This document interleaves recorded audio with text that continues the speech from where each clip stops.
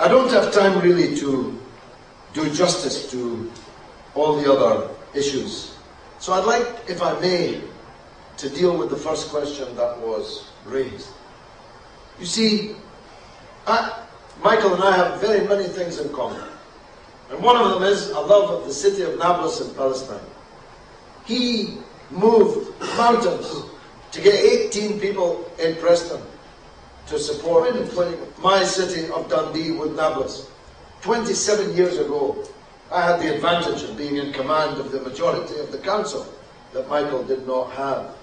And Dundee City Hall became the first public building in the Western world to fly the Palestinian flag. In 1980, 27 years ago. I joined this Palestinian cause in 1975, 32 years ago.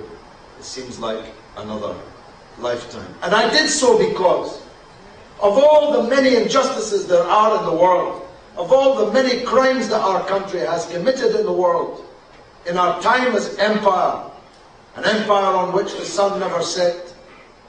As my old grandfather used to say, that's because God would never trust the British in the dark.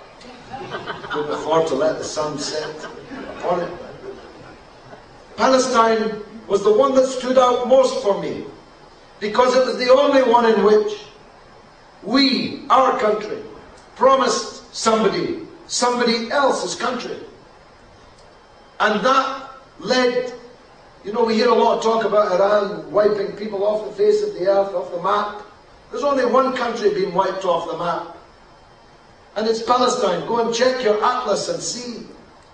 And the Palestinian people were scattered to the four winds as refugees, stateless, paperless, statusless, hunted from pillar to post, massacred by this or that Arab regime, puppet presidency or corrupt kingdom. But to add insult to that very considerable injury, the Palestinian people were called the terrorists. And the people who actually were the terrorists were called the victims of terrorism. It was such an Orwellian reversal of the truth that it burned in my breast as a rage which has never dimmed. Now the terrorist state of Israel, which has broken more international laws than all other countries in the world put together, which has broken more United Nations Security Council resolutions than anybody else, which has, by the way, hundreds of nuclear weapons, which it acquired illegally with British and American help. We're threatening to bomb Iran, which doesn't have a single nuclear weapon, whilst Israel is allowed to have hundreds of nuclear weapons, most of them pointed at Iran. The injustice of this is so outrageous. It surely moves the hearts of anyone with a heart if the case is put to them.